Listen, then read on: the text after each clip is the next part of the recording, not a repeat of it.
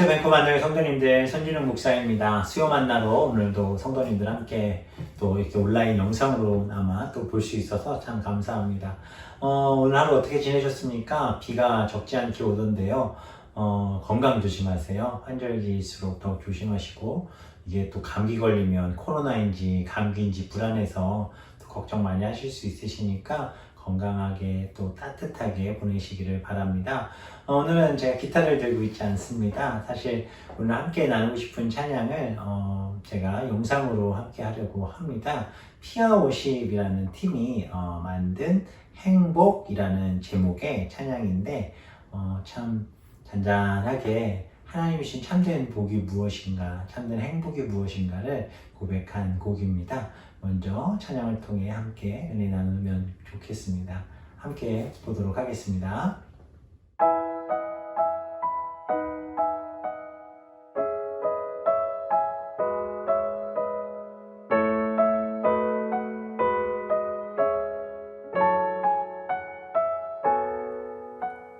화려하지 않아도 정결하게 사는 삶, 가진 것이 적어도 감사하며 사는 삶, 내게 주신 작은 힘 나눠주며 사는 삶, 이것이 나의 삶의 행복이라오.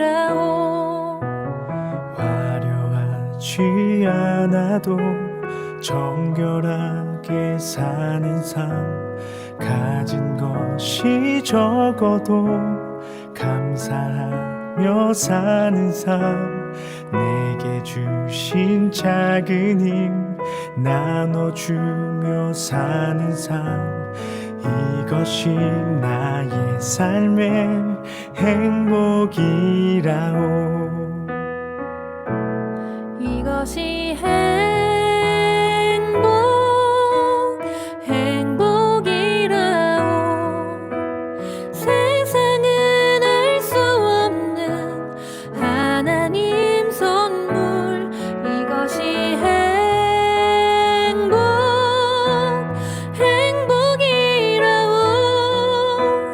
하나님의 자녀로 살아가는 것, 이것이 행복이라오.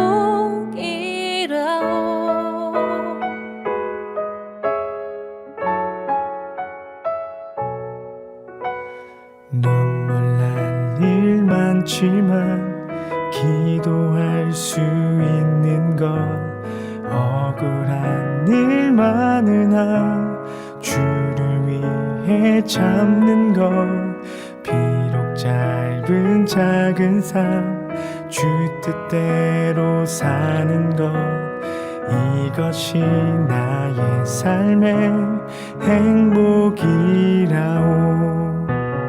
눈물 날 일 많지만 기도할 수 있는 것, 억울한 일 많으나 주를 위해 참는 것, 비록 짧은 작은 삶 주 뜻대로 사는 것, 이것이 나의 삶의 행복이라오. 이것이 행복이라오. 세상은 알 수 없는 하나님 선물, 이것이 행복이라오. 하나님의 자녀로 살아가는 것, 이것이 행복이라오. 이것이 행복이라오. 세상은 알 수 없는 하나님 선물, 이것이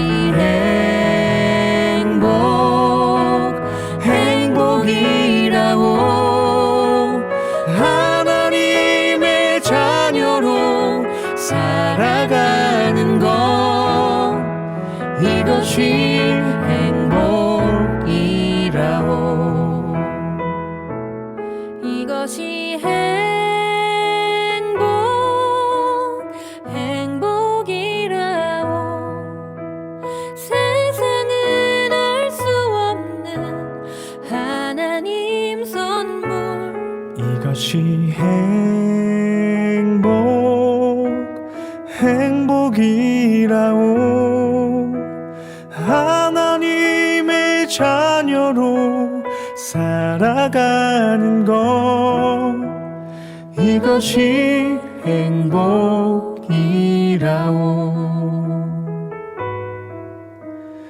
이것이 행복이라오.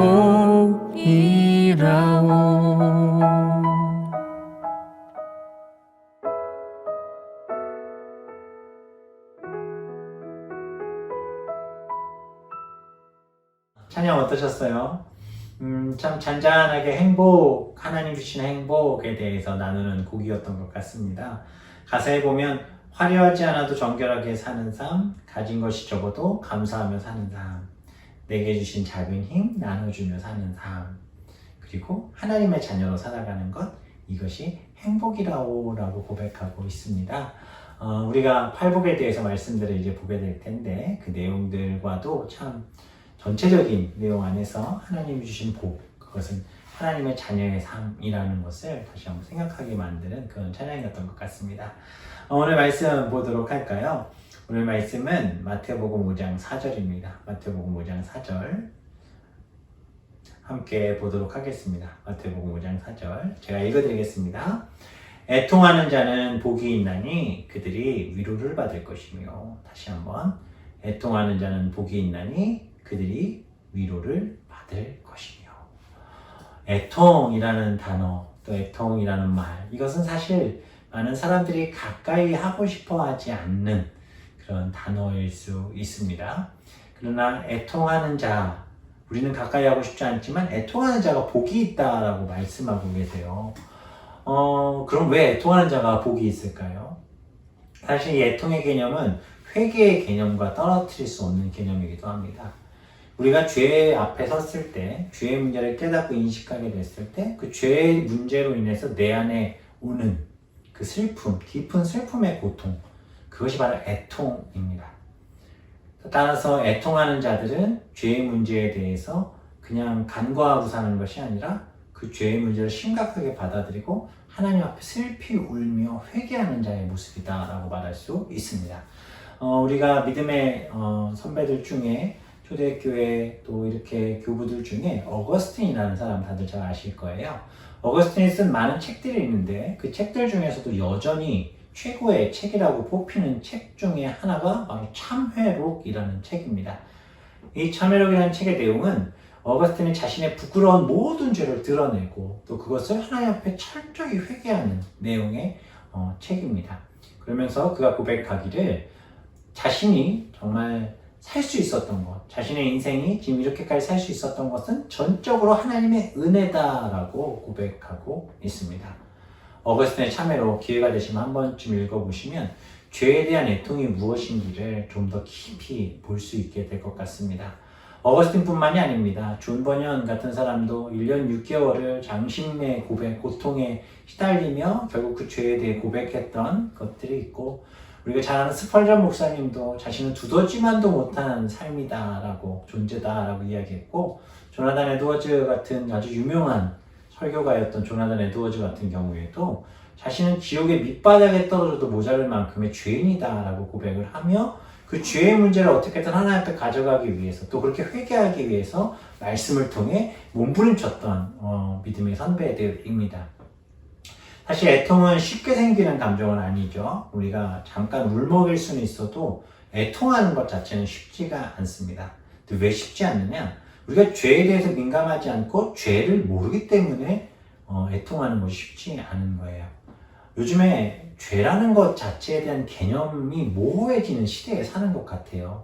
제가 자랄 때만 해도 죄에 대한 개념들, 이것은 죄다라고 단정지어 이야기할 수 있었던 것들이 지금은 그것을 죄다라고 이야기하면 오히려 그렇게 말하는 사람이 죄인이 되고 사람들에게 손가락질 당하는 일들이 벌어지기 시작했습니다. 점점 죄를 즐기는 세대가 되고 있고 죄를 지어도 자기 합리화에 빠져서 그 죄를 정당화하고 그것을 포장하려는 세대, 그것이 지금 우리가 사는 세대인 것 같습니다. 그 종국은 결국 지옥에 가는 것밖에 없겠지요. 죄를 짓는 사람은 결코 하나님을 사랑할 수 없습니다. 또한 죄를 짓는 사람은 하나님을 믿을 수도 없고 또 죄를 가진 사람은 자신의 인생의 목적이 하나님 닮은 삶, 하나님의 형상을 회복한 삶이 될 수 없다라는 것이죠. 따라서 우리는 죄에 대해 심각하게 생각을 하고 그 죄의 문제를 우리는 부딪혀야 돼요. 그리고 그 죄의 결과가 얼마나 무서운 것인지를 늘 잊지 않고 있어야 됩니다. 죄의 결과는 무엇입니까? 성경은 단언하여 이야기합니다. 죄의 결과는 사망, 곧 죽음이다 라고. 죽음은 하나님과의 단절일 뿐만 아니라 다시는 그 죽음으로, 죄의 결과로 인한 죽음을 가진 자는 영원히 하나님과 같이 할 수 없는 존재가 되죠. 그렇게 된다면 지옥불에서 견디지 못하는 심판을 받는 존재가 될 수밖에 없습니다. 그래서 우리는 이 죄의 문제를 해결해야 되는데 우리 인간은 그 죄의 문제를 해결할 수 없습니다. 그래서 하나님께서는 우리를 위해 예수 그리스도를 보내주셨던 거예요. 그리고 예수님께서 십자가에 달려 죽으심으로 죄의 문제를 해결할 방법을 알려주셨는데 그것이 바로 애통하는 것입니다. 그래서 애통하는 자는 복이 있다는 것은 애통하는 것, 즉 죄의 문제에 대해서 분명히 깨닫고 회개하여 하나님의 자녀가 되는 것, 그것이 복이기 때문에 애통하는 자는 복이 있다라고 말씀하시는 것이고, 이어서 그들이 위로를 받는다라고 하는 것은 그렇게 회개하여 눈물로 하나님 앞에 엎드린 그 죄인을 예수님께서 따뜻하게 안아주시는 정말 진정한 위로가 그들에게 있다라고 말씀하고 계시는 거예요. 죄의 형벌은 피해갈 수 없지만 그 죄의 형벌, 그 죄의 무서움, 예수 그리스도의 십자가로 해결할 수 있음을 기억하시기를 바랍니다. 그래서 더욱더 하나님 앞에 서려고 하는 사람일수록 죄의 문제 앞에 애통하며 눈물로 회개하고 기도하는 그런 모습이 우리의 삶 가운데 계속해서 뿜어져 나오는 거예요. 우리의 인생길 걸으면서 평생 가슴앓이의 애통하며 또 가슴에 어떻게 보면 그 애통을 달고 살아야 되는 삶일 수 있습니다. 그러나 기억하세요. 그렇게 살지라도 이 땅에서 머물러 사는 그 가슴앓이가 멈추게 되는 날이 반드시 오게 된다는 거예요. 그것은 이 땅에서는 사실 불가능합니다. 하나님의 백성은 그 애통을 넘어 하나님의 임재를 경험하고 그렇게 하나님이 주시는 진정한 복, 그 위로를 누리는 하나님의 자녀들이 될 줄 믿습니다. 우리가 하나님의 자녀로서 또 하나님의 백성으로서 사나 죽으나 나는 나의 것이 아니고 몸도 영혼도 나의 신실한 구주 예수 그리스도의 것이라는 사실을 깨닫고 그렇게 그 안에서 하나님을 발견하고 하나님의 임재를 경험하는 참된 위로를 누리는 성도님들 되시기를 바랍니다. 눈물이 많은 세상, 눈물의 씨앗이 뿌려지는 때, 그것은 하나님께서 반드시 아름다운 열매를 맺게 하실 줄 믿습니다. 더욱 애통하며 죄 앞에 죄의 문제 회개하시고 주님 원하시는 삶, 주님이 기뻐하시는 참된 행복, 그 행복을 누리는 우리 성도님들 되시기를 소망합니다. 이 시간에 기도 제목 2가지 드리고 함께 기도하면 좋겠습니다. 제가 기도 제목 드리고서 기도를 하고 있었는데 이거를 공지를 안 하니까 그 시간에 방송사고 났다고 생각하셨던 분들이 있다고 하세요. 제가 다시 한번 말씀드립니다. 기도 제목을 2가지 정도 드린 이후에 저도 같이 잠시 동안 기도하고 기도 말미에 제가 기도하고 이 수요 만나 예배를 마치도록 할 테니까 그렇게 하시고 기도 제목 잘 기억하시고 같이 기도하시고 제가 기도한 이후에 인사하고 마치도록 하겠습니다. 2가지의 기도 제목입니다. 첫 번째, 하나님, 내가 하나님의 자녀로 애통하며 죄와 싸움하게 해달라고 기도하고 또 그렇게 예수님을 닮는 인생 될 수 있게 해달라고 기도해 주시고요. 2번째 기도 제목은 하나님의 자녀로서 우리가 한 교회를 이루고 있잖아요. 우리 교회가 그렇게 죄의 문제에 대해서 분명하게 하나님의 말씀과 또 십자가 앞에 가져가서 사함을 받고 그렇게 주님 원하시는 복되고 아름다운 교회, 깨끗한 교회 만들 수 있게 해달라고 그 위에서 기도해 주시기를 바라고 이 시간 함께 기도하면 좋겠습니다. 2가지 기도 제목 잊지 마세요. 함께 기도하겠습니다. 기도합니다.